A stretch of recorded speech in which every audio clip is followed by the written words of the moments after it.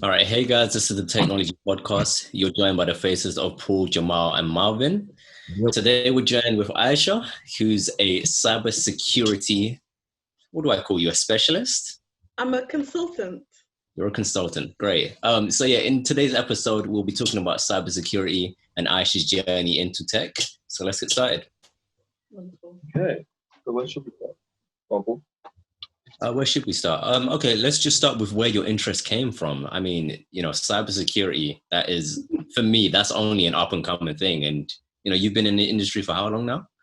I only just started. Okay, great. Okay.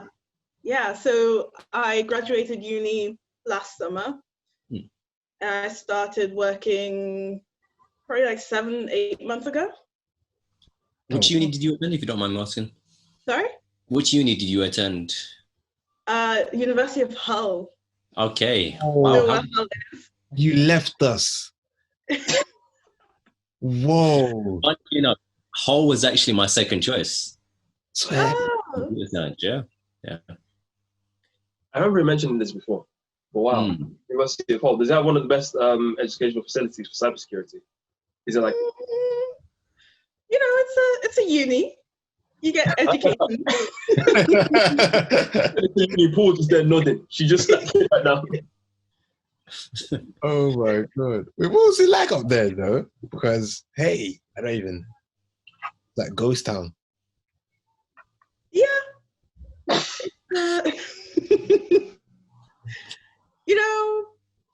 It was a uni. Wow. I'll leave it at that. Had an experience. She's had an experience out there. Okay. Okay, where did your interest into cybersecurity come from? So my family has always been very into science and technology. And I always knew that I wanted to do something with computers. And then if you know a show called Mr. Robot, that came out about a year before I needed to apply for unis. Yeah. And I just kind of loved it. And I was a really nerdy kid. And I was just like, cybersecurity is what I want to do.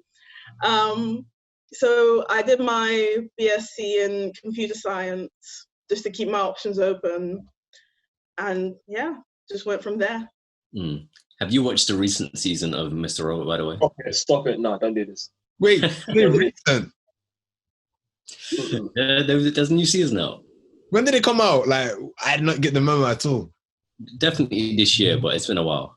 Oh my god, that's how you know I've been under a rock. Whoa. That's as far as this conversation goes. Yo, don't do that. We've got other stuff to do. If you spoil it for me, Paul, I'll break quarantine. I'm coming to find you. Man's doing Liam Nielsen, fam. Okay. All right. That's as far as that goes. All right, no problem. Okay, so what was the transition into cybersecurity like? Was it something that uni prepared you for, or was it quite a transition? I mean, the type of cybersecurity that I do, so as a consultant, my job isn't really as technical as people think it is. So I do a lot of working with people, working on policy, that kind of thing, making sure that, governance, risk and compliance. So for me, it wasn't a big jump.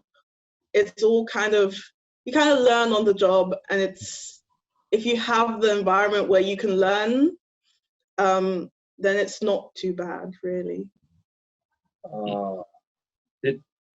Is it like when you went to uni and now you're actually doing your job? Did you see like the end goal being exactly what it is now? Like, are you doing exactly what you expected to do once you left uni, or you went to go study for? I think I'm doing exactly what I wanted to do. When I started university, I knew that I wanted to do cybersecurity at the end of it. And this is kind of like my dream job, but I'm still working towards my dream job. Okay. That makes sense. So you're gonna say something? Yeah, I was gonna say, so like what skills or expertise do you need to to get into the position that you're in now? So let's say someone that wants to get into the role, what steps do they have to take? Because I'm sure it ain't an easy one compared to, that's no shot saying anything everyone else that's doing, but because obviously this is security, so I'm sure. So the thing is, with cybersecurity, there's lots of different ways into it and lots of different things you can do within cybersecurity. So for the role that I'm doing right now, it's kind of a general cybersecurity role. Doing consultancy, I talk to people who don't know cybersecurity. So the best skill that you need for my role right now is being able to take those technical ideas from cybersecurity and translating them for non-technical people or non-security people. It is hard. It definitely is hard. But I definitely say, if you want to be a consultant, you need the people skills, you need to be able to explain yourself, and you need to be able to, even if you don't really know the answer, you need to be able to fake it till you make it. And really just put your client at ease and let them know that you've got it. Okay. Is that an ice cream man? Oh crap.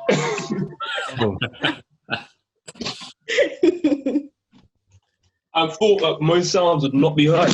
Cut that out. Sorry. I'm sorry. I didn't realize it was going to come through, because normally even when the windows are closed, you can hear it. Sorry.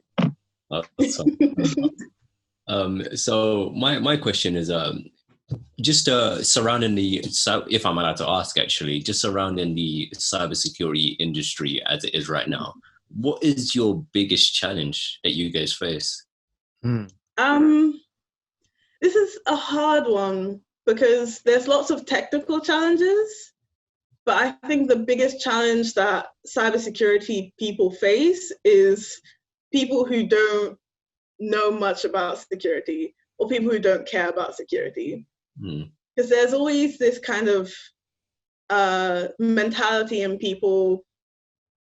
If you're in a company, it's like cybersecurity is the last thing that you want to do. It's like tacked on the end.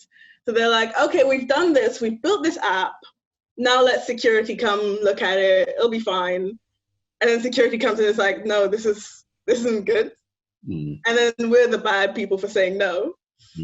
So a lot of the time we have to manage people and manage their expectations. And I think the biggest challenge for cybersecurity is people who don't care. So even in my personal life, a lot of the time, say if there's a big breach in a company that everyone's using, like a bank or however many companies have had data breaches, everyone always thinks, well, I don't have anything to hide. My data isn't very important. So they don't really understand that cybersecurity is important because nobody cares. So we always have to fight a kind of uphill battle to say, this is actually important. So that I think is the biggest challenge. I never expected you to say people's attitudes towards cybersecurity. That's mad. I've heard this before, at my job. People leave it. Yeah. The thing they educate you is that if you're doing security, you actually have to build some security in mind from the offset. You can't add it on, and it has to be built alongside. So and I think it's an ideology that's kind of like be phased out, where people are just like, we just don't care. You don't care about security, because then that's when you come and you find out there's a ton of apps that we all use that have a ton of security breaches that we don't realize. So you be listening. You be listening. Your phones are listening.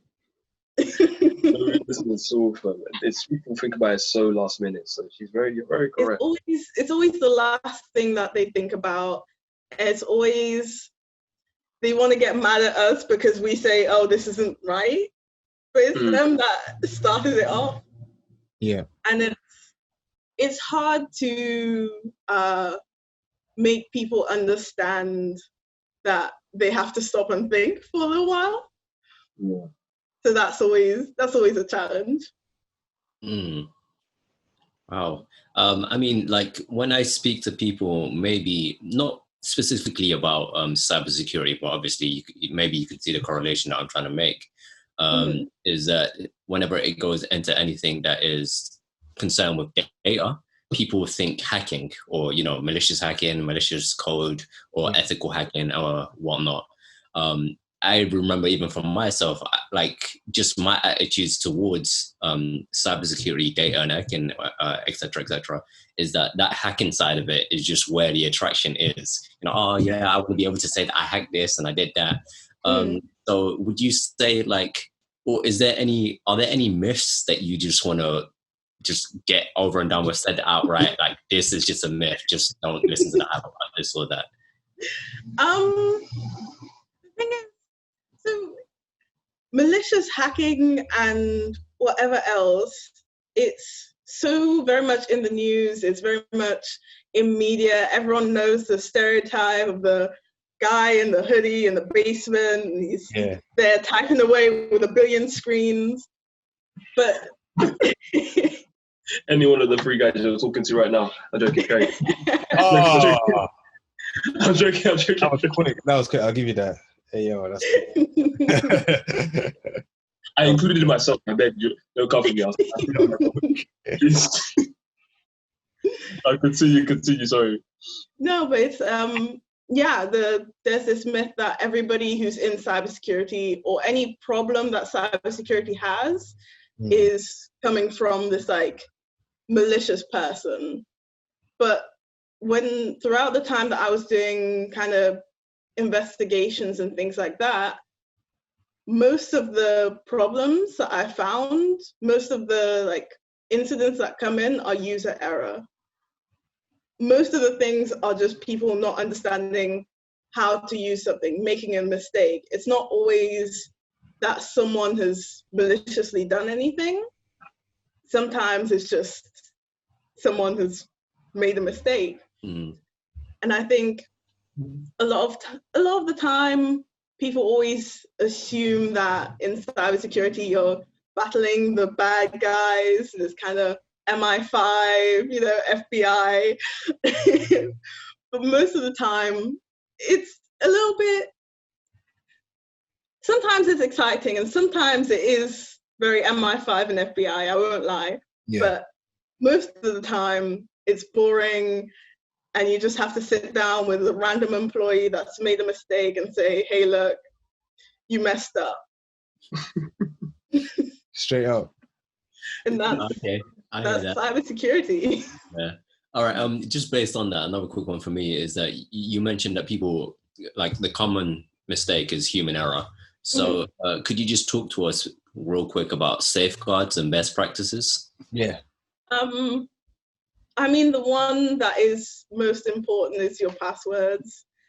And this is one thing that I always get people asking about when they see that I do cybersecurity is, oh, can you hack my password? Can you hack my Facebook? And it's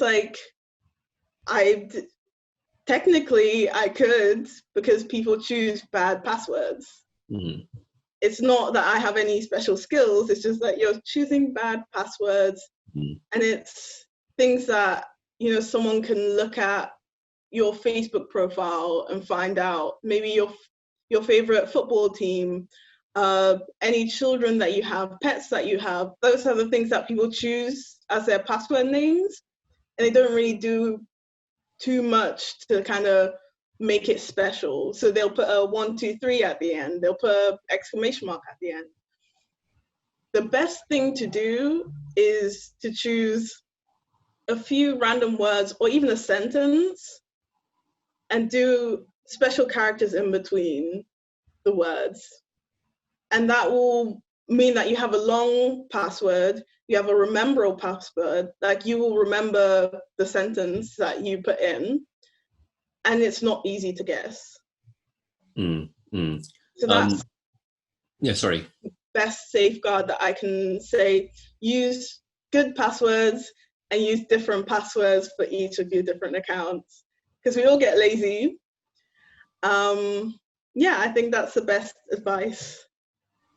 Why don't a lot of places not even advertise, but some places you go and you try and put in your password and they recommend how you should set up your password, but they don't recommend the same way you just recommend.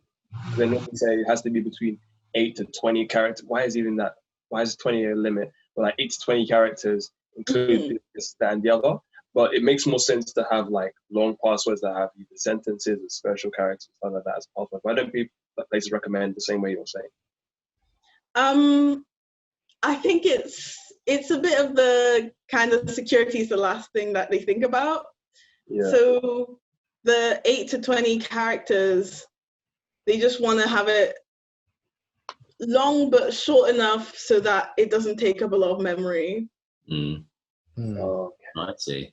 Well, that's interesting. Like we all three of us, we went to the same uni, right? And I don't know if you guys remember studying the InfoSec module, and just going in depth about the security, possible security breaches that you can get. There was rainbow trees or rainbow tables, is it? Rainbow tables attacks, and it's a scary thing out there. My head's starting to like hurt talking about InfoSec. Denial, so that kind of stuff. Yeah. We can't hear you, Jamal. Now saying, I think this one is it denial of service. Oh, DDoS attacks. Oh, DDoS attacks. Yeah, denial of service. Yeah, all of that. That's the movie you remember. The zombie. I think there's one that it's like a bug that stays, that it kind of reads your like the letters you've typed in. Oh, keyloggers. Keylogger, yeah. Yeah. There's a lot of threats. A lot of threats in InfoSec. Well, you touched on it briefly, but I think one of the things that just people don't know or that they're unaware of, because you think you can trust everybody online, is social engineering. Yes. So for those who aren't familiar with that term, could you just discuss and educate us? Hey, you're bringing back the module. We'll continue. Social engineering is basically conning or just researching very well. So it's basically if I give basically. So it's like, if I give an example, say there's a malicious person and they want to get, say, the password, or they want to get an employee to transfer money into a bank account. They don't know anything about the company yet, so they research the company, and then they'll use different techniques to get close to people in that company to make them trust the malicious person. So say one day, one of the company people gets a call and it's like talking about a project that they're doing and using words that they know are related to the project, but the person is completely outside of the company. They shouldn't know all of that information, but through researching and going through anything they can find, they found out that information, and that makes you trust them because they know things that you think only a person in the company should know. So they're clearly in the company, right? So then you tell them even more information. They go to the next person, get even more information, and then suddenly they're talking to the CEO's secretary and they're saying, oh yeah, CEO has said, transfer this money to this bank account, it's for this project, blah, blah, blah, blah, blah. Secretary thinks everything's okay. They said all the right things. They transfer the money, it's gone. And that's kind of a lot of the scary things, because a lot of the time in cybersecurity is people that are the weakest link, and it's the not thinking to double check. So we always have to drill into people that you need to double check. So if any of those people had gone back and thought, hold up, let me get their name and ask my manager if they know that person, or if the secretary has thought, oh, let me see if the CEO actually wants that, let me double check and get back to you, you know, it wouldn't have happened. But because we're not trained to think that way, things like that, they slip through the cracks, and people can actually get it's very easy to fall into the trap. Social engineering is illegal, by the way, guys. Do not do it. Sure. Yeah. Yeah, don't do that. That is insane, though. But isn't it? Oh, they use it in so many different facets. Because I know about the cold calling, that they use engineering to actually get like people's bank account details and everything. So that's just like doing it for a company level where people can actually get to the CEO. That is wild. Yeah. I mean, just on research, and again, going back to what we learned in uni is, or that's what leading to my next question. What are like companies doing just to mitigate against the risk of, you know, such data breaches from social engineering? Well, from social engineering, the only thing you can do is educate. So I know with my company, we have mandatory modules that we have to do every single year that really drill it into our heads. If anybody calls you for anything and you're a little bit suspicious, ask about it, you know, ask someone. So the only thing about social engineering that you can do is educate people. But a lot of the time, you know when your job says, you know, you need to do these things, and then you do them during lunch and you're half looking at your phone, it's hard to get people interested. So there's things that you can do, like team building courses, where you do scenarios and you go through what could happen, and that makes people more interested. But I think, the only thing you can do is keep telling people, hey, this is a threat. Remember that, please. Serious stuff. Wait, I wanted to know what we can do more on a like personal level, because I saw one of the questions we have is like stuff concerning social media. Because I know that in the workplace they drill stuff into, but I think everybody uses social media just freely, without care. And I think even me, I'm sometimes like very careless, not about what information I post, but how things could be chained together to find on the internet. That's something that scares me. So what can we do individually to actually be careful on social media? What can and can't we do on social media? So social media is such an interesting tool, and there's so much information out there, because say Twitter, you just tweet something one day that comes into your head, you don't really think about it, and over the next few days you tweet even more things, and I can string together a lot of information about you. So if you don't want someone to know about a thing, don't hint at it in your social media. Say if you've won the lottery, don't hint at, oh, something great has happened on social media, or suddenly post pictures of, you know, nice designer things when earlier you were, you know, just posting normal Primani, and suddenly it's Louis Vuitton, you know? Because I can string together, oh, between these two moments, you've suddenly acquired a lot of wealth. Where did that wealth come from? What's going on here? So a lot of the time it's also pictures. So if you take a picture of yourself, you don't really think about what's in the background. There's a lot of people who will post pictures of their children. What's in the background of that? Their school uniform, you know. Someone can look at the school uniform, find out which school they go to. And at that point, it's really dangerous, because they can call up the school, say, oh, so-and-so's mum has been in an accident, I need to pick up this child. The child's gone.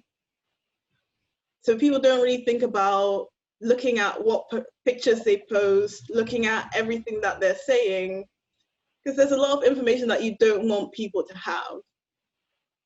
So one thing that I always say is think twice and look twice. Look at everything that is in the picture.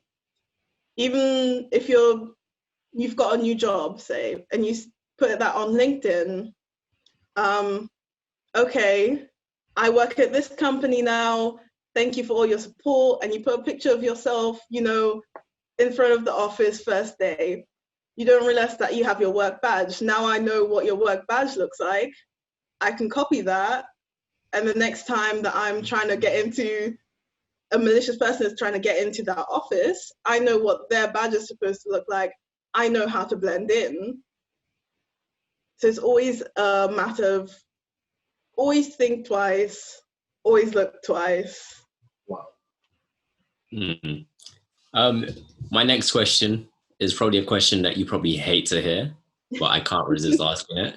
And it's just to do with the dark web. And I know my experiences. That's a lit question, bro. I think I remember being influenced just by what I was seeing on TV and just like the early stages of social media. And, you know, you hear about different browsers that you've never heard about before, such as like Tor browser or whatever. You see this Harvard student, there was a case, I think in 2016, that this Harvard student actually he must have did a ransom on something in his university, saying a bomb was going to go off. They tracked back to, they actually only found him because he logged in on the browser again. And that's the way they actually found him. So just these little stories, you know, you just think, oh, why not? Let me go check it out. Could you tell us about anything? I didn't do it, by the way. I was too shook. These YouTube videos just said, no. So could you just tell us about anything you know about it? I don't think I have a specific question because it's not my experience, but anything. Anything I know about the dark web? I mean, anything that I would know, you can find out on the internet itself. So I don't really like to dabble in looking at the dark web because there's a lot of links leading to things that I don't want to see. Boy. Sorry? No, I started thinking about what's on there. So you should finish before I make a comment. I know I talk a lot. But there are a lot of things on the dark web. Many things are just kind of harmless once you get into the actual like deep dark web, and things get a little bit scary. But you know, I don't think the dark web itself is a bad thing. It's just people wanting privacy. But with that darkness of anonymity also comes criminals. So a lot of times people think of the dark web, they think of drugs, murder, everything bad in this world. Human trafficking. Also, human trafficking. There's a lot of bad things on there, but there's also people, you know, buying books that are banned in their country. There's a lot of good and bad in anonymity. And it's very much it's a moral dilemma of allowing people privacy, and on the other hand, if you allow people privacy, it enables them to commit crimes. Okay. All right. You were going to say something earlier, Marvin. Do you remember? No, I know what it is because I've seen.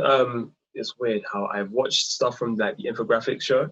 You guys watch them on YouTube? You do, Paul. Yep. Jamal, Aisha, have you ever seen anything concerning the infographic show?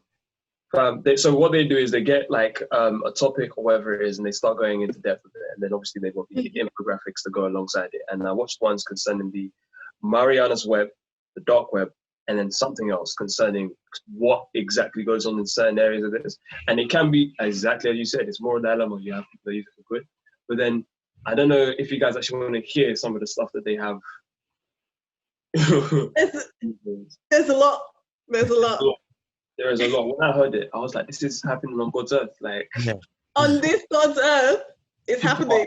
See, I've watched a Netflix series which is called Darknet. If you guys haven't watched it, if you want to, like, from there, at least for the listeners as well, if you're interested, you're curious to see what goes on, that is a whole series on it on Netflix. It talks about all. There's a lot.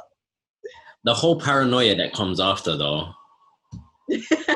Paranoia, but like so this next like 30 seconds, I'm gonna say what I saw, and I was like, oh, this is what people are doing, and then immediately I was desensitized to everything that I could know. Next 30 seconds starting now, yeah. I heard that you can buy, how am I gonna explain this? Human skin belts. So you can buy belts made from different parts of human beings, right? And I was like, okay. I was like, is that bad? Okay, that was strike one. And I was like, I'm not going to jump out yet. I didn't realize I should have bailed out the video a time ago. But I heard that there's different areas that you can go that you can find out how to prepare human meat to eat. Okay, fam, that's when I was like, and the thing that was light on the entire video, like and I don't even think what I just told you is like the worst part of it. The thing that was the lightest was the fact that you can hire people that are like assassins, or you can do illegal trades and do drug trade. And when I heard that, I was like, that's not that bad. But then when I'm hearing people talk about snuff videos and all this stuff, I was like, this is actually going on this earth, and this is the stuff that's happening on channels that we don't actually access. And then you hear that we use, the top 10% of the internet? Everything that we interact with every single day. Is it the top 10% or so? It's something like that, but we use very little of the internet. Very little. So Instagram, Twitter, everything, and then anything else that you use in your daily life, very little. And then the rest of it is just a madness. Like, I don't understand. I'm not. You've really put them cannibals out there, man. If they want to, experiment with that. But that's nice. This bit can be cut out. This entire section can be cut out. All right, Aisha, a question that I have for you is just like, did you have to do a technical interview, when getting involved with cybersecurity? And if you did, like, what was that like? So because I did, because I'm doing consultancy, it's not as technical as, say, if I was doing a role such as a security analyst, or if I was working on actual like security architecture, that kind of thing. So for me, the kind of technical questions were just kind of,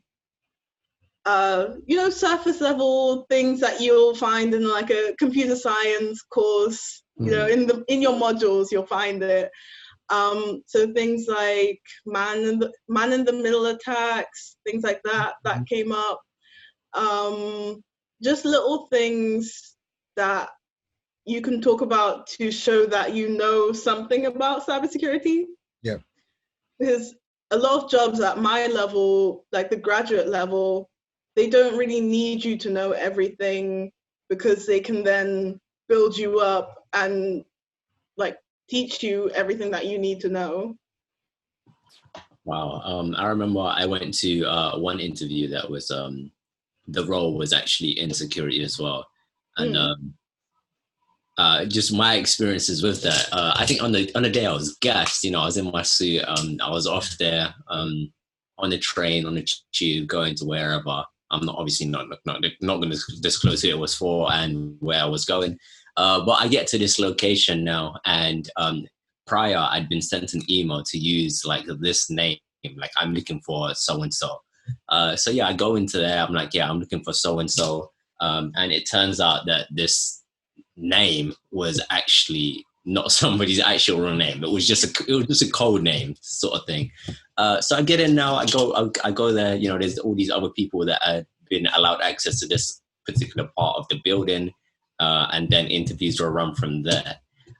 So that's why, I can definitely relate to people's attitudes being of something like, this feels really MI5-y, or this is really cool. Like you're the next James Bond or something. But just in the interview, I remember just because obviously I did computing and business, right? So you guys obviously have a more technical background than I do. But just the questions that I was asked, I was just like, boy, how was I meant to prepare for this? So yeah, they grilled me in that interview, and it's straight up trauma, man. I think I was asked a question to just compute the Fibonacci sequence, and how would I go about doing that? Number one, I with my computing and business modules, there was no math modules. Just number one. Number two, what even is Fibonacci? I know now. And number three, the way I froze, it was just crazy. It was mad. It was so crazy. Yeah, it was crazy. I understand. I mean, there's definitely jobs that will just grill you with all of the, the Google interview questions that they found on the internet, and they now think that they're Google and they want to use them, and you're like, hold up, okay, you're not Google, please. What's going on? And a lot of the time, people, I won't lie, people in cybersecurity, we do like to put a little bit of a veil around it. We like to, make people think that we're doing all of the MI5 stuff. But a lot of the time, I'll be real, a lot of the time it's not MI5 stuff. So maybe my interviewer was just having a bad day and just decided to pick on me, man. Because the way I left that building and went home was not the same way I entered that building. It was stark differences, complete differences. What does the Fibonacci sequence have to do with cybersecurity? What's going on? I don't know what you're asking. Why does this matter? Like, I would like to be very, very honest. Fibonacci sequence, why? What am I using it for? What's going on? So just leading on from that, I thought I'd just share my pain to just sneak a question in. What advice do you have to give to anyone up and coming looking to get into cybersecurity, into the industry? So from a slightly non-technical perspective, I would say if you're looking at policies, just learn the basics of everything, like the basics of what policies are needed. So we have like ISO 27001, we have security essentials, GDPR. Those are good things to say something about. You don't need to know a lot. For someone just starting out in a field, you really don't need to know everything. Just show that you have enthusiasm and that you have looked stuff up by yourself, because they want to see that you have the willingness to learn, that you're willing to, put in the work to actually get somewhere. From a more technical point of view, if you want to get started in cybersecurity, doing things like pen testing, that kind of thing, there's a lot of tutorials online for like Kali Linux. That's always the one that they want to push on people. And there's lots of tools online that will help you get kind of technical knowledge. Things like, if you really want to push the boat out, you can do things like bounties, bug bounties, that's what they're called. And yeah, it's fun to kind of mess around with things, even if you don't find a problem in an app. Just looking and being able to say that you've kind of tried to do these things is valuable. It's valuable experience, and you'll be able to talk about it. Wow. Bug bounty. Sorry, what's a bug bounty? I need to know. So bug bounties are like the programs that are so companies will put out a bug bounty to say that, if you can find a problem with our product, we'll give you money. Yeah. I recently watched a documentary on one of the highest paid that does bug bounties, and just his backstory of him growing up. It may have been, was it on Sky? it was on YouTube. So of him growing up and him hacking into various things just at will, getting arrested left, right, and center, and him only changing because he had a daughter and realizing that he could use the skills that he'd amassed being the cyber criminal to actually do bug bounties and generating, like he's one of like 10 people that actually get paid millions to do this type of thing. So yeah, it can be actually quite profitable, but you've obviously got to know your stuff, I'm assuming. Yeah. You definitely have to know your stuff. But even if you start out and you don't find anything, that's experience, because now you know that's not where to look. So even negative things like not finding anything, not getting a bounty, whatever, is still experience. And it's a very profitable business. Even if you don't do bug bounties, going into pen testing is very, very profitable. I have a question regarding just like the InfoSec community, because I find like the dev community, we're quite collaborative. There's a lot of social events going on. Everybody's willing to share their story, or at least drop some knowledge on something. Has that been your experience with the InfoSec community? Do you guys even want to chat to us? Couple of us. The thing is, yes and no. There's an InfoSec community, and there's things like there's conferences and the usual kind of meetups, that kind of thing. And people will share ideas and things. Like on Twitter, there's a big kind of InfoSec community, and you'll share ideas, share problems that you're having, things like that. But also, you quickly notice that it's also very how do I put this, white and male. And if you're not that, they're not really interested in too much of what you're saying. Let's talk about that. That's a good segue. Oh, yeah. That is. Yeah, I mean that opens the door to another massive conversation on how you find being a young Black female in the industry. It is.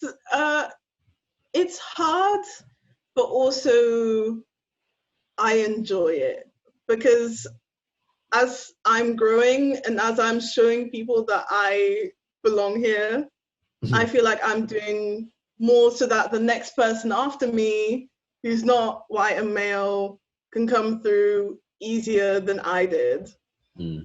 So the thing is, on my team in my company, there's a lot of women, but not a lot of non-Caucasians. Okay. So there's always little things that you just think, oh, okay, yeah. So that's how it is. I see. It's like that. We've had people previously come on the podcast, to chat to us and their experiences, maybe being the first Black woman at a company. I mean, one really shared her experience and said how she felt like the token Black person. Do you did you experience that? Is that how, sometimes you may have been feeling in the early days, maybe? The thing is, it's like, I have experienced that from uni. So the computer science course was 300 people. There were maybe 20 girls. And of those 20 girls, all of the non-white girls were my friend group. It was literally like 5 people. I shouldn't laugh. It's funny because it's like, it's literally, it was just us. And, I think you happened automatically. Like, I don't know if you saw them. Yeah. Like, you didn't even know anything. You just know, this is my friend already, because I'm going to chat to him. Yep. It really just, you see them in the lecture hall, and it's just like, yes, hi. Yeah. Best friend over here. I mean, when you see them, together. What did you say, Everybody sorry? sees each other. What did you say, sorry? I can't hear you. Oh, you can hear me now? Yes. Okay, cool. No, I was saying, yeah. Cut you So off. carry on, basically. I think is what. Oh yeah. So so there were like 5 black girls, and you know, there was at one point it was like we were talking to a friend of ours, and he'd mentioned one of us to, you know, one of the other people in the course, and he just said, "Oh, is she one of the black girls?" That's how it's literally like, you know, the tokens. They're like, we're not, there's not a lot of us, you know, so I've come to terms with knowing that if I'm going somewhere, I probably will be the only black girl. If I'm not the only black girl, I'll be definitely outnumbered by everybody else. So you just kind of have to kind of come to terms with that knowledge, but you don't have to be happy with it. Because if you keep being disappointed, then you'll just think, oh, I'm not worthy of being here. I'm just one of, you know, an outsider. Yeah, that imposter syndrome. Yeah. So I've kind of just thought of it as, okay, so I'm the only person here that looks like me, that has my experiences. I'm going to share my experiences, make sure that other people who are like me, who want to be in my place, know that they can be here, and just make it easier for people. Because it is hard being the only black person. A lot of the time you'll get some off-color jokes and you're like, Oh, boy. I see, you know, it's That was even labeled that. Well, HR. HR. It's really one of them. It's like, you know, hi HR, how's it going? Me again. Me again. Yo, John's a bit. I think it's improving though. I think more and more black women are actually like coming up in tech. Like from what I've been seeing just in our podcast, it is a lot more black females that we are coming across. At least coming into the industry. More. I'm not saying coming in as if we've even been there for too long, but like there's a lot more than we've seen before. You know what I mean? A lot more than I've been exposed to. So it's good to have like someone like yourself in InfoSec, because I didn't even realize people even going into InfoSec like that were black, you know. But it's even it's whenever I talk to anybody in InfoSec, they're not usually, you know, but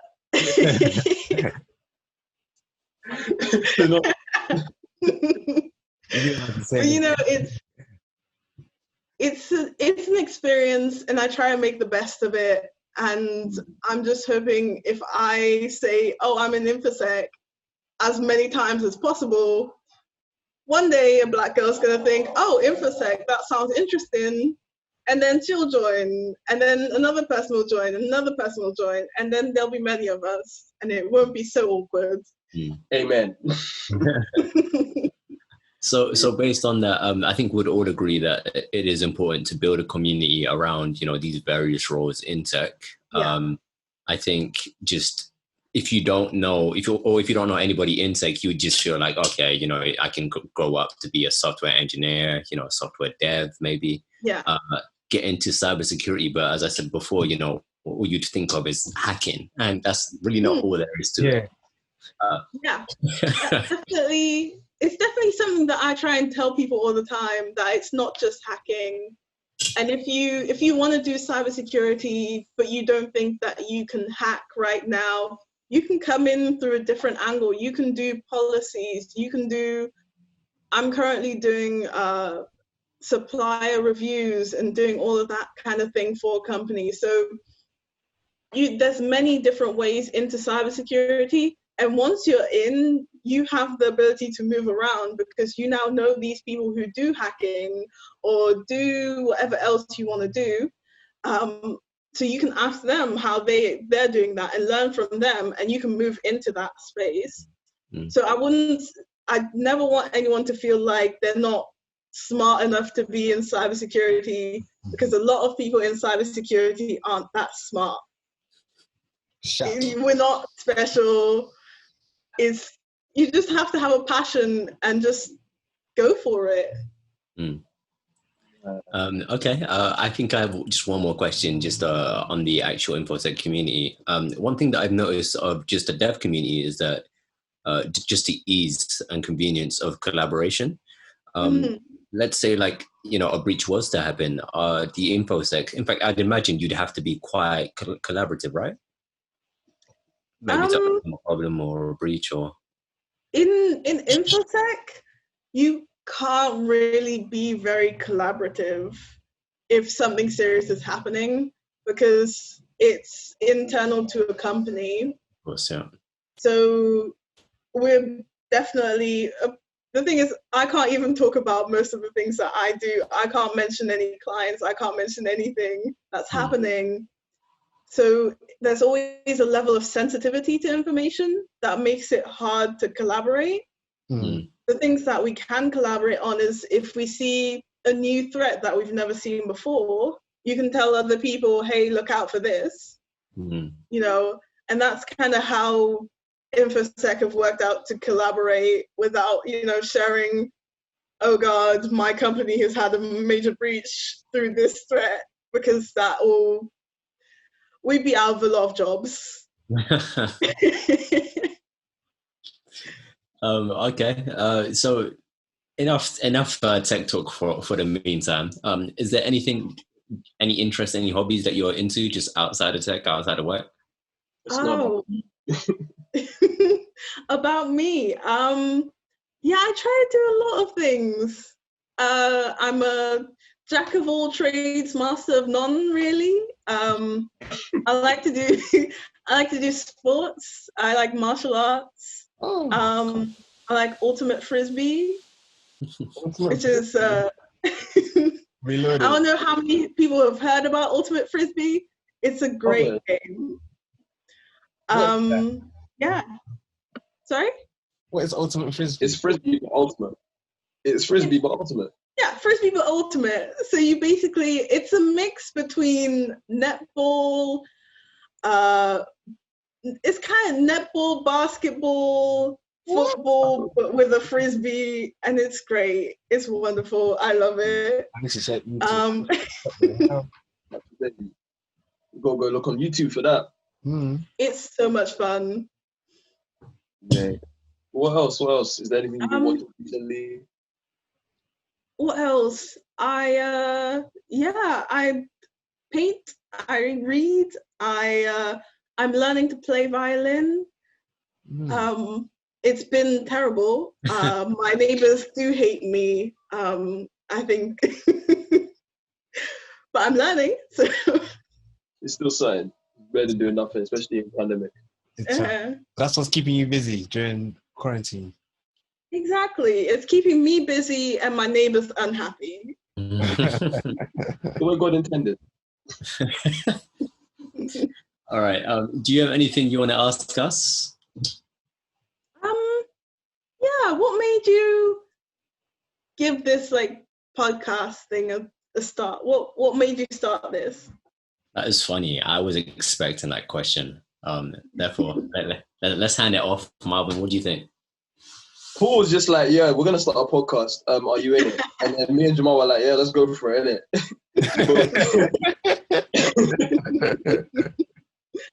I think it was more of, because obviously we have the different personalities. We've all gone to the same uni. We've all just started doing work within the exact same kind of field. We've known each other for, at this point, 5-6 years.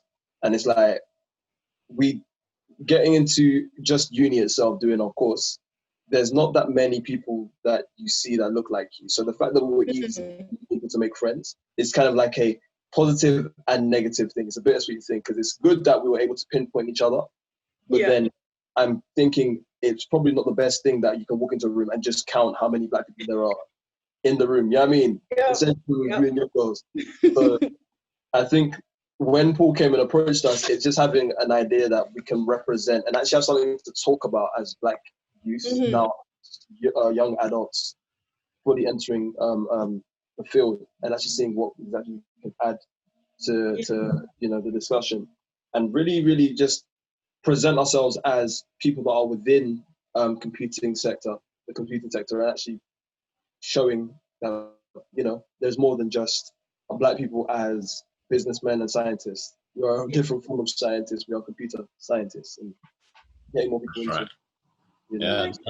That's pretty much it. I mean, walking into said room of computer scientists, you just see the black lot in the same corner of the room, week out, and it's. I think at the time, you're so used to going into university, you're so used to going into these classrooms, and because you're not the one conducting a lecture or whatever it is, you don't actually realize the cycle that you're getting into, coming into the lecture room, sitting with the same group of black people, and it's just like, just beyond you. Yeah. There's nobody else like you. But yeah, I think that's exactly it. I think, in starting this, it was initially a great idea just for us to keep in touch. One thing that I would admit on my part is maybe I was a bit ignorant in that I didn't actually know that the dev community, or the tech community, I should say, was maybe as in some areas. Let me be specific. In some areas, I didn't actually know the dev community was as black as it was, especially on Twitter. There's a lot of us. There's a lot. And just in my research, just to research on what we can do, how we can get out there, one thing I noticed was that there's a lot of programs maybe to introduce you how to get into programming, but nothing really out there that would talk on, people in the industry, people sharing their thoughts on whatever current news there may be happening. So yeah, I think it was just a really spontaneous thing. It's like I had the idea and I was just like, boom, let's do it. There's not much thought behind it. Let's just get into it and do it. And for me personally, I haven't looked back. I don't know about you guys. You said it all, but I think it's very much that, like, we are here, baby. We are out here. We're just showing it. I like that. So yeah, if we have any more InfoSec questions, where can we reach you? Where can we get at you? Yeah. You can get at me on Twitter at Black Girl Cyber, because I'm a black girl in cyber. So that's where you can find me most of the time. I'm also on Instagram a little bit, but not really. And just anytime anyone wants to ask me anything about InfoSec, how to get into InfoSec, being a black girl or whatever else, I'm always open to questions and always open to talking to people. That's great. And just lastly, what are your sort of aspirations just going in future, or better still, what would you like to see just in the future, let's say 5 years? Oh, in 5 years? For myself or for... Anything. Oh, okay. Recruiter's question. Where do you see yourself in 5 years? Management, don't lie. I've always been very ambitious, but I really love learning, actually. And I want to go back to uni, do a master's, hopefully, praying to God, do a PhD, and then come back and be a boss at cybersecurity and be great. I'm expecting to see whole university in that CC email. Listen, we're not going back to Hull. She is not going back to Hull. On to bigger and better things, please.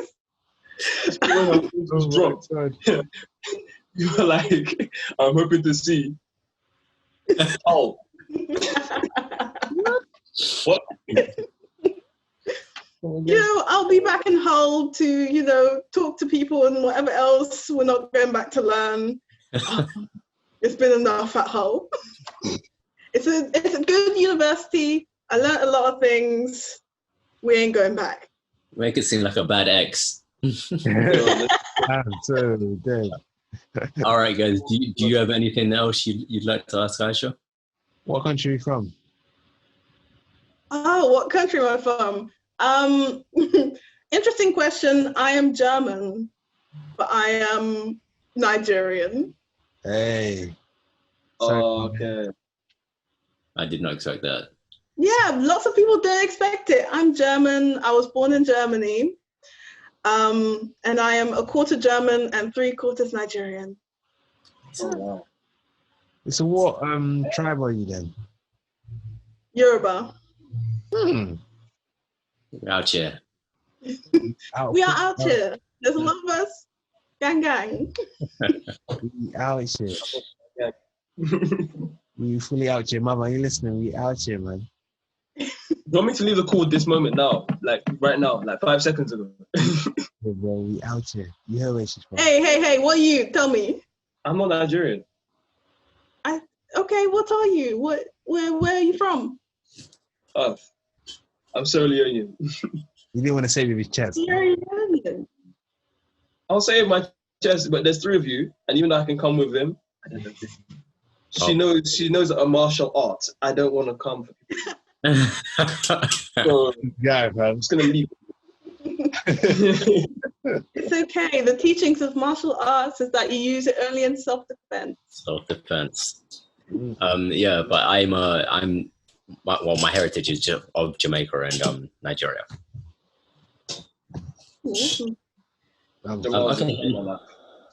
But did you guys see the no signal 10v10? Oh Yeah. gosh, I sorted it out. So which side were you? it was difficult. It was difficult. You know what? Just anything really that goes kind of Twitter viral, I just stay away from, just because I don't want no smoke. So I completely avoided the TL that night. I have been avoiding the TL for the past week and a half. This has been going on, just because of the conversations that it just led to. It was just mad. There was a lot of madness happening on the TL. You know, I know you're talking about one thing. People. I heard If wasn't here, if we weren't on lockdown, we won't be seeing those tweets. Yeah, of course. I heard it was it Vibes Cartel versus Burna Boy? It was, Or was it Popcorn? Popcorn versus. All right, yeah. Yeah, it so was Wizkid versus Vibes Cartel, Vibes, Burna okay. Boy versus Popcorn. Yeah. Again, like if that was tonight again, I'll just go from that TL. You can't ask me to choose. It doesn't. It's not as easy as that in my mind. I like the fact that 90s Baby said it straight. It was just like, it wasn't even the fact that it's Caribbean versus Nigeria, but because it's both people that are from these countries, you man turned it into UEFA World Cup 2020. Yo, the madness. The way that they were tweeting everything. That people were angry that day. I've been staying away from Twitter for time, fam. Twitter's a wild place. You guys want to be having argument over songs that these men are making. Twitter is a really wild place. They will drag you for an hour and a half. Everything. Wow. You know what's mad? It wasn't always like that. Like I remember early uni days when Twitter was fairly recent. It was nowhere near, but obviously everything has its own, growth sort of cycle. And wait, are you sure? I'm positive. Where were you on Twitter? Twitter, just look at Twitter as a world. What part of this world were you in? I was seeing a madness from Of course, you're going to get your odd, disrespect out there, but just it wasn't as normalized as it is now.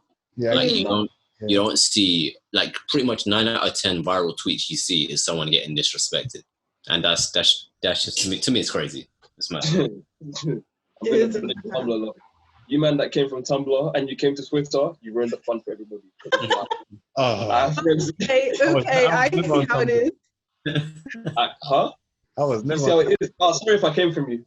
I'm sorry, I didn't expect I was going to be coming for your next, but you man that came from Tumblr, you came, you did the madness. Wow, he just looking at you like, you see this guy? Yo, these men are horny. Like, what's going on? Nah, the kids that actually came from Tumblr to Twitter, because I quit Tumblr way before they ruined Tumblr. Yeah. Right. Mm-hmm. The kids that switched over, oh god, it's so mad. They actually need help. See, yeah, I didn't know this.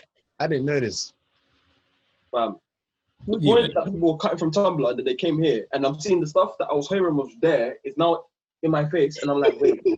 It's now on the TL. There's a lot of people. It's just a mad place, and now this can tie into you concerning your job. The security of Twitter. How well is it? Is it actually effective? Because we're now looking at how people use platforms such as Facebook and or Twitter to affect the elections in, was it 2016? 16 elections for Trump and all of that. Can people utilize Twitter in some? Go on. No, go on. I'm trying to remember the company that aided Trump's victory, but they're not here anymore. They're around. I'm trying to remember the name of it.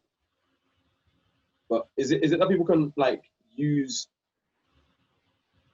How effective is it that people can use bots to influence public opinion on a mass scale? This is actually very interesting because I saw something a few days ago, and it was a UK politician, and he was filmed clapping for the NHS, right? And in the video, he turns to the camera and goes, "Do you have what you need?" Right? And the video goes on, and he's like, so that I can bring, so his daughter was standing across the road so that she wasn't in the picture, right? And he goes, so that I can bring my daughter back. A bot took that crop video, put on Twitter, said, look at your politicians, he's doing it for the camera, blah, blah, blah, blah, blah. Went viral, everyone's talking about it, it's in the news.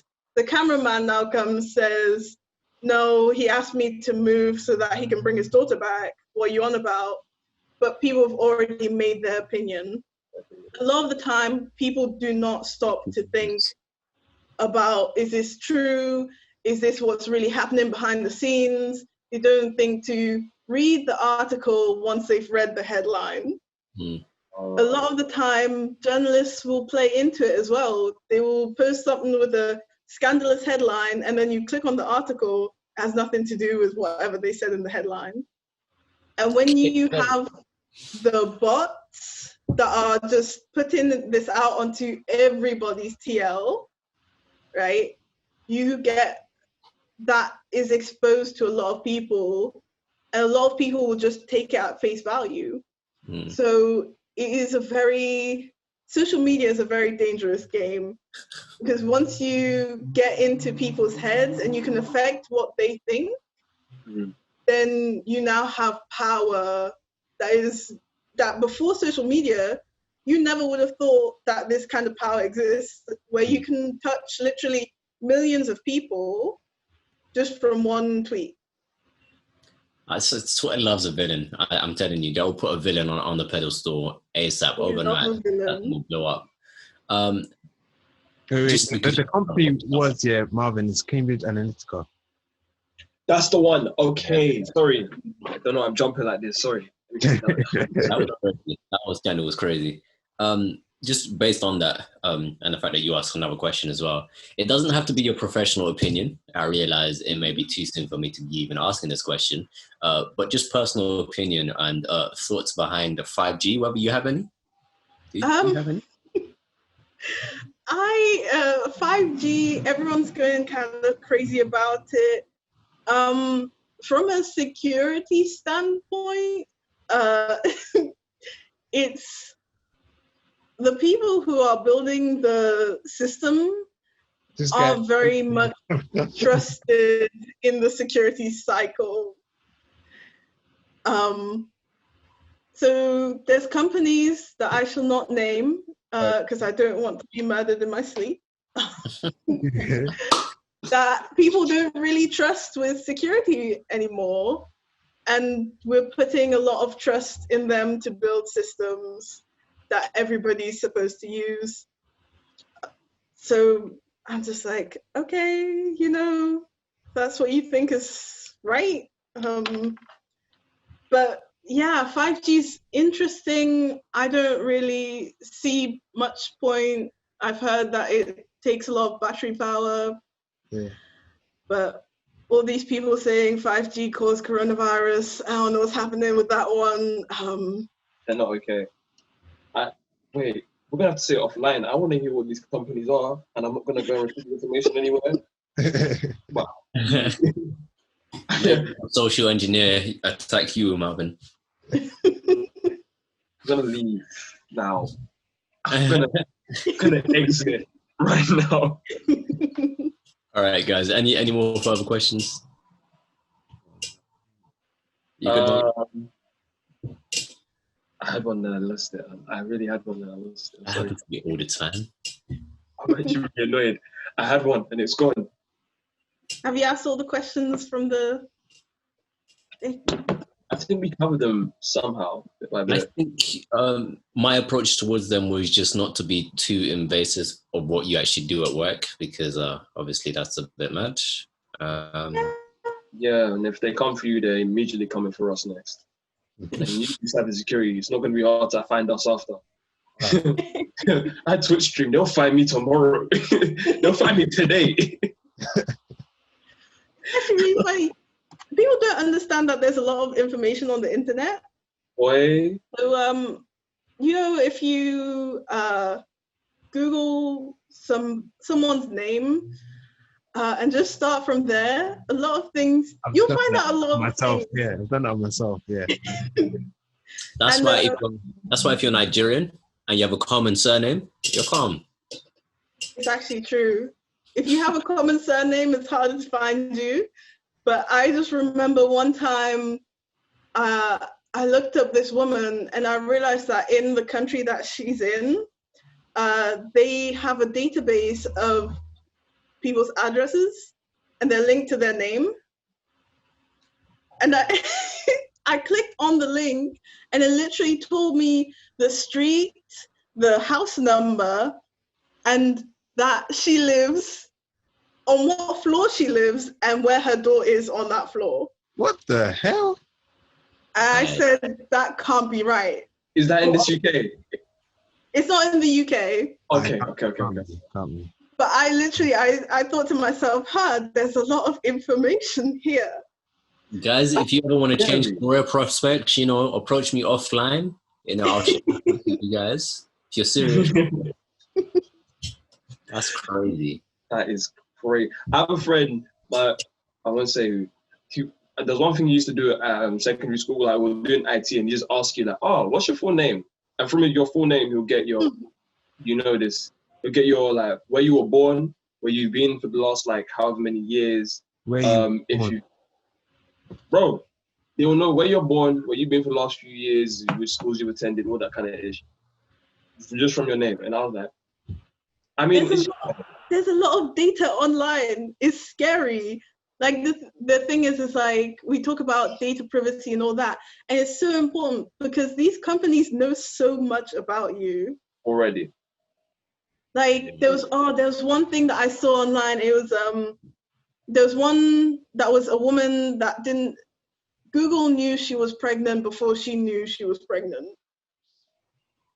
Just from her search, the way that she was searching, Google knew she was pregnant before she did. That is nuts. It's coming at me. Oh my God. And it started giving her adverts for baby clothes and things like that.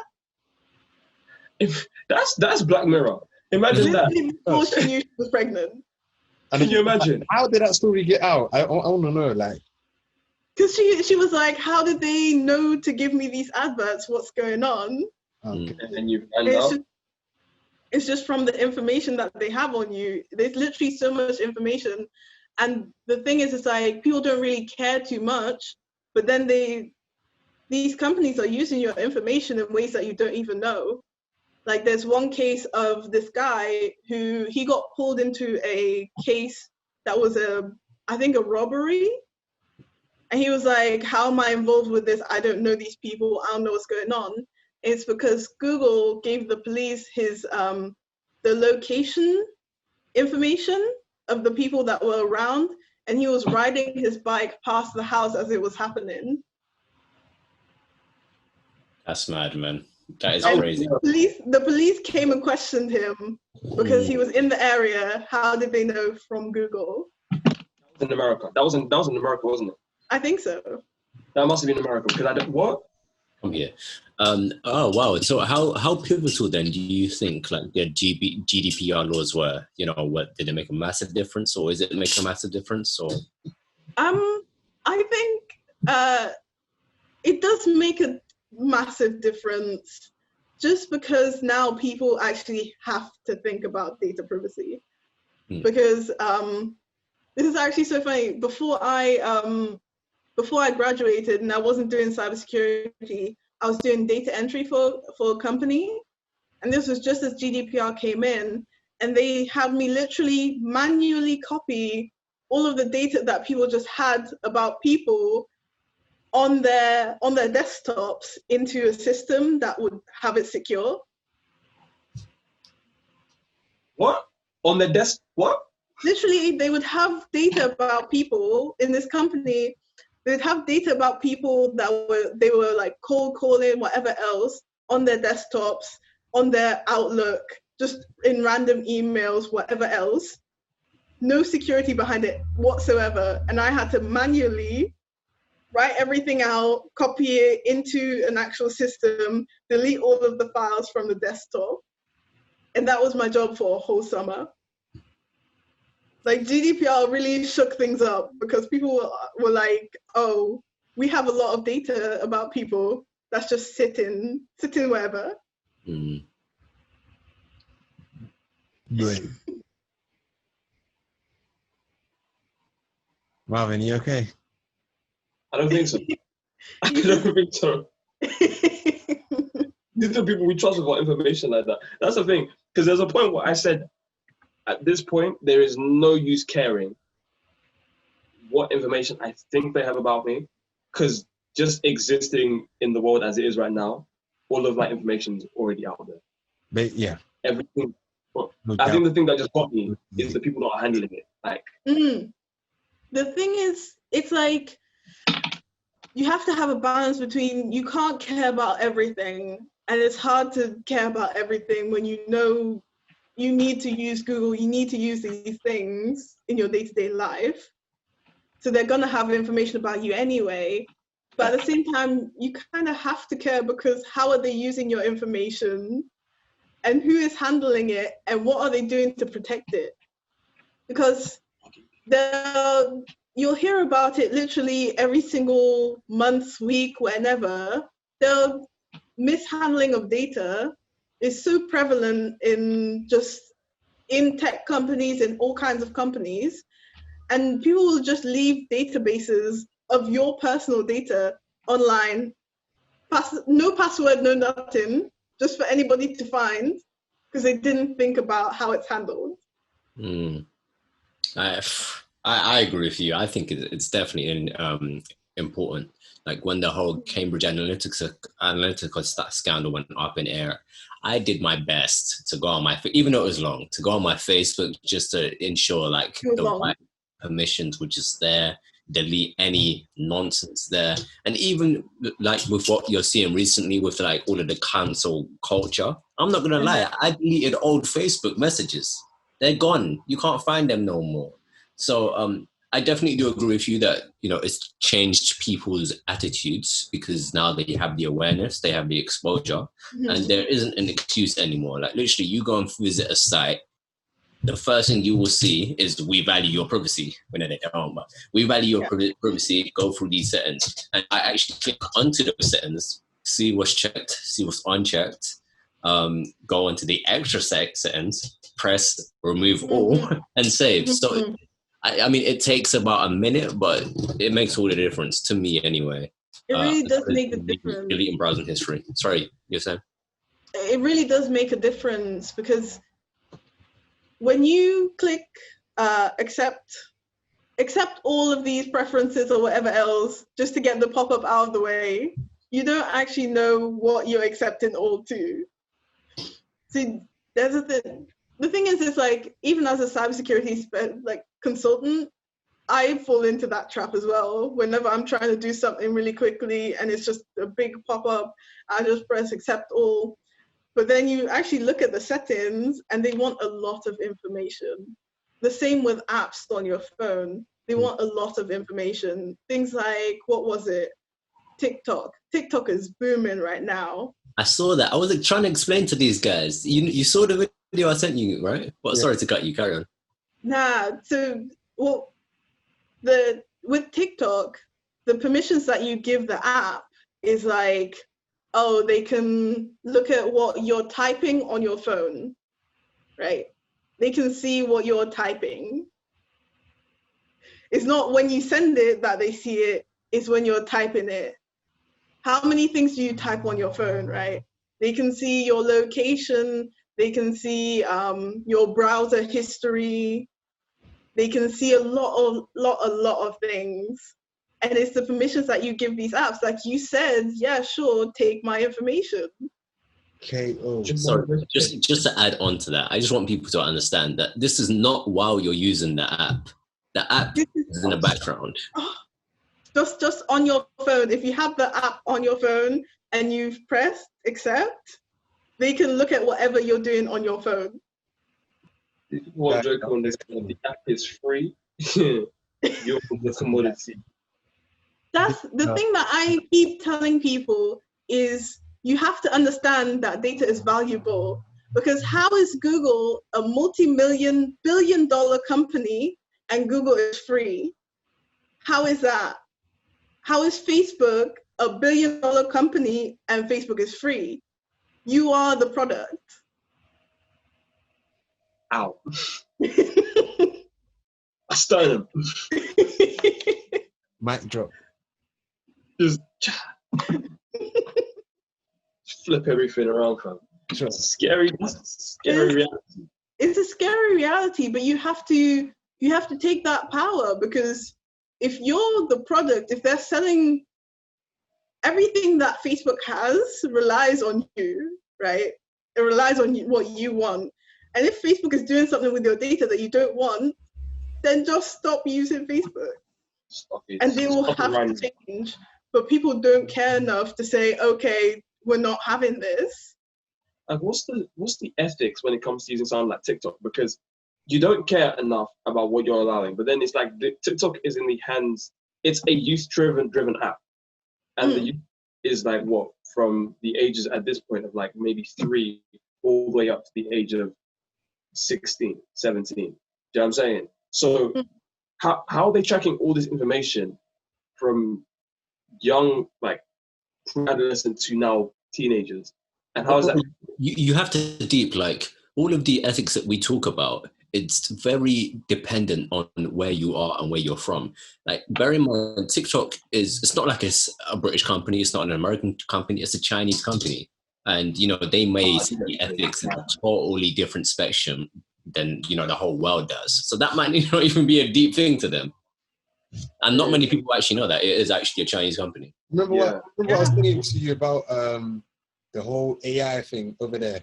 How you go into a shop and it's already greeting you. Yeah, by name. Yeah. So, their whole ethics, I don't even think we can even question about ethics, because they would say, that's their culture. So. Yeah, there's a lot of things that are the differences between cultures and differences from country to country. But you as a person, you have to think about like how your information is being used by that company in that country. Because the thing is, there will be a lot of conspiracies and whatever else. But if you think about it, if now, however many people are using this one app in, say, the UK or America, that's a lot of information about the people in that one country that now a company in a different country has. And information is gold. Like, information is the most valuable thing that exists right now. Like, if you think of the most profitable companies, and it's all companies like Microsoft, it's all companies like Google, Facebook, you know, and they all handle information. Microsoft is a bit of a gray area, though. I think we've depressed people.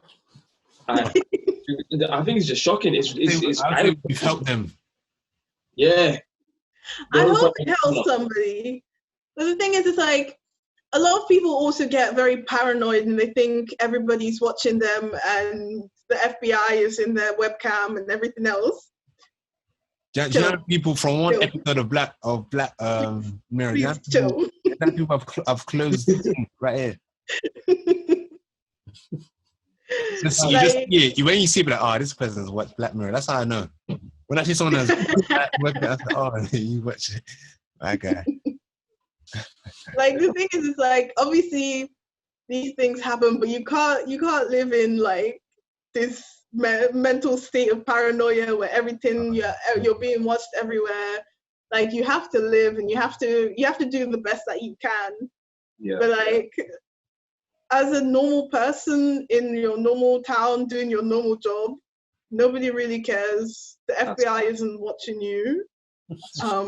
Like, it's not, you're not, like, as sad as it is, you're not important enough to be watched. So just calm down. But if you download Tor browser or try and go on the dark web, you're going to be put on a list. You're going to be put on a list somewhere. There's a list. There's a list somewhere. Definitely. There's definitely a list. My name is not on it. Thank God. We thank God. This is wild out, man. All right. Anything from anyone else? Any comments? Anything? Yeah, if you're sad about what we spoke about earlier, cry about it in a corner, and then when you're done, start your social security and all that kind of stuff because we've helped you. She has helped you today. Just saying. Wow. All right.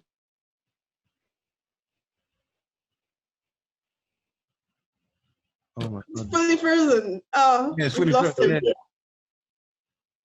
Okay. Oh. There it is. We're back. You got any questions? Anything? All I'll just say is, Aisha, keep doing your thing, man. Don't worry, we here, be rocking with you. Just keep going, man. Thank you very much. And you guys, like, well done on this. This is actually, like, when I first saw your podcast, I think I actually saw your podcast a few days before you reached out to me. Swear. Yeah. And I was literally thinking, I was like, oh, I've made it.